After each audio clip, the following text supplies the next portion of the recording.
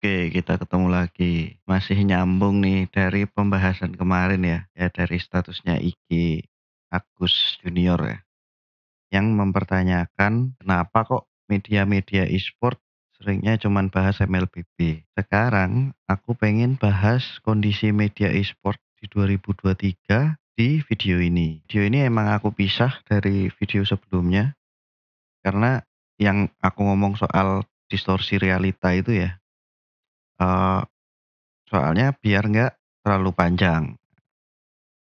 Sebelum kita bahas panjang lebar ya, ya mungkin aku perlu kasih tahu backgroundku dulu nih, buat yang belum tahu ya. Aku itu sudah kerja di majalah dari tahun 2008.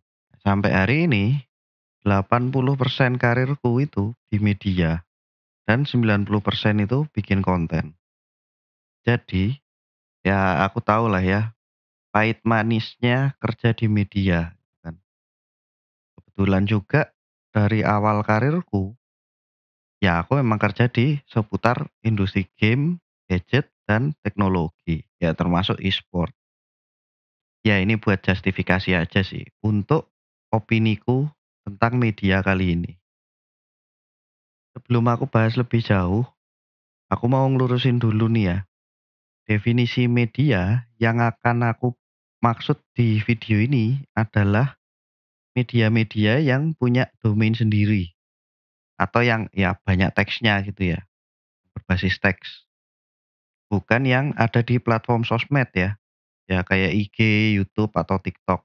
Mungkin kapan-kapan aku akan bahas panjang lebar ya soal definisi media sekarang ya. Jadi, kalau aku nyebut media di video ini, berarti aku mengacu ke media-media yang punya domain sendiri.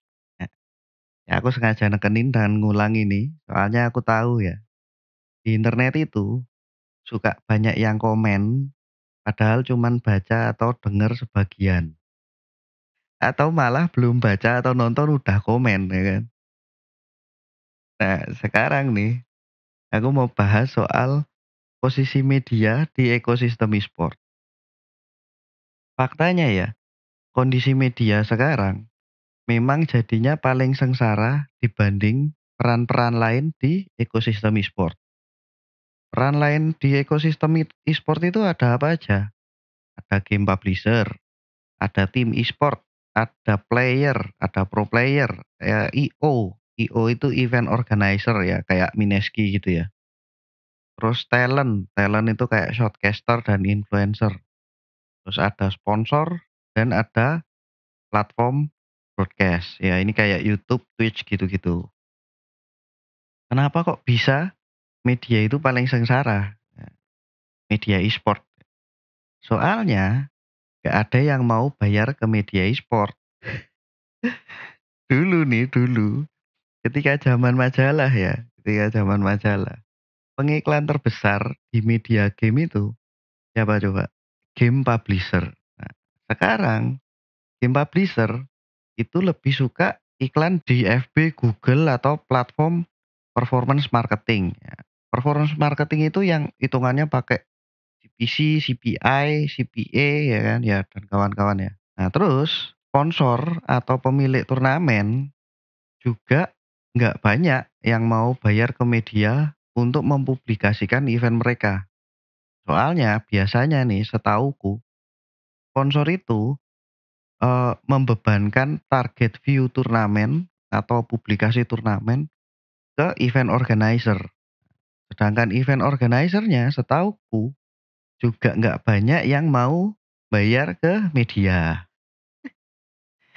Kalaupun pemilik atau penyelenggara turnamen butuh promosiin event mereka biar rame, biasanya mereka lebih memilih membayar ke influencer. Terus tim e-sport gimana? Ya boro-boro bayar ke media ya. Temenku ada yang cerita, ini temanku jurnalis ya, malah pernah disuruh bayar ke tim e-sport waktu pengen interview sama salah satu player mereka. Bentar, sebelum dihujat aku ngomong dulu nih. Sebenarnya faktor kesengsaraan media-media e-sport itu juga tidak bisa sepenuhnya disalahkan ke pihak-pihak tadi ya, atau nggak bisa menyalahkan sepenuhnya ke kompetitor media, ya kayak platform iklan Google, Facebook, DKK, ataupun influencer ya. Karena kan mereka sebenarnya menurutku sekarang jadi kompetitor media gitu. Faktor lain yang sebenarnya sangat berpengaruh itu juga ada. Nah, pertama, faktor yang pengaruhnya sangat besar adalah fans, ya kan. Fans, penonton, pembaca, netizen, atau konsumen. Sekarang gini, jujur aja ya, yang nonton video ini, berapa banyak yang buka website berita setiap hari, ya kan?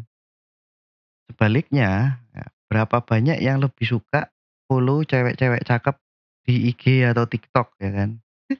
Ya aku salah satunya sih. Itu pertama, dari kondisi marketnya. Yang kedua, faktor lain yang berpengaruh adalah medianya sendiri, ya kan? Faktor medianya ini juga mungkin bisa dibagi jadi 2. Walaupun menurutku ya, faktor paling besarnya ada di manajemennya. Walaupun faktor si jurnalisnya ini juga berpengaruh, ya kan. Aku bahas faktor jurnalisnya dulu deh ya. Ya faktanya nih, faktanya aku tahu kok banyak jurnalis yang diundang liputan itu cuman dateng, terima rilis, makan siang, terus pulang. Ya menurutku ya wartawan itu harusnya adalah peneliti, periset ya atau researcher ya atau kata lainnya itu dan penulis yang profesional. Riset ini bisa dalam bentuk wawancara atau tanya-tanya itu tadi, ya atau, eee, nge-review langsung ya, nyobain langsung. Jangankan wawancara ya, nulis aja masih banyak yang belum bener. Tapi nih, jurnalis ini kan karyawan ya, ini jurnalis-jurnalis ini kan karyawan. Jadi, ya mereka ngikut-ngikut aja, maunya bosnya kayak apa gitu kan, maunya si manajemen, itu maunya mau dibawa kemana si media ini. Makanya faktor manajemen media itu jauh lebih besar. Bos-bos media itu nggak banyak yang baca isi medianya sendiri.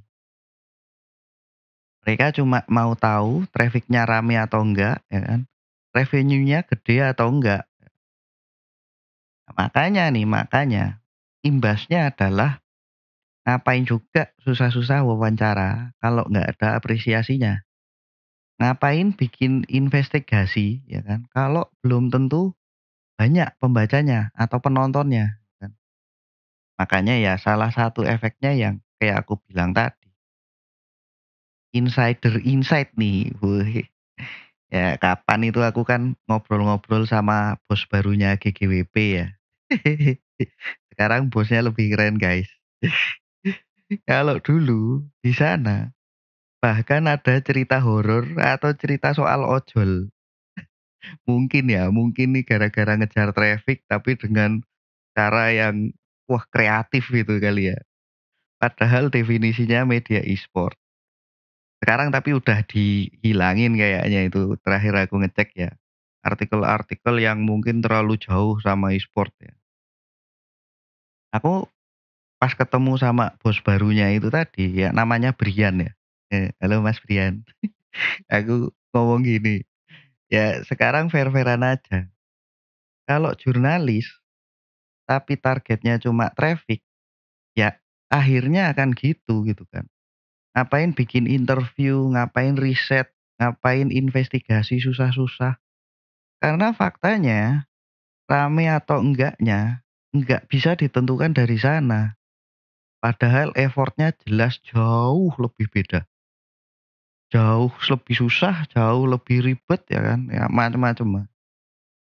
Ini juga berhubungan sama postingannya si Agus Junior yang di awal aku sebut tadi ya. Makanya mayoritas bahasan media e-sport itu Mobile Legend. Ya karena bos-bosnya maunya cuman ngejar traffic. Menurutku nih ya, faktor media tadi juga akhirnya membuat konsumen dan pengiklan jadi males. Yang ngefek akhirnya ngefek ke pendapatan si media itu tadi ya. Ya ini mungkin jadi bisa jadi video sendiri penjelasannya, kenapa kok akhirnya bisa ngefek gitu ya. Selain itu, faktor harga di media juga ngefek sih. Ya kebetulan aku tahulah soal harga-harga di media.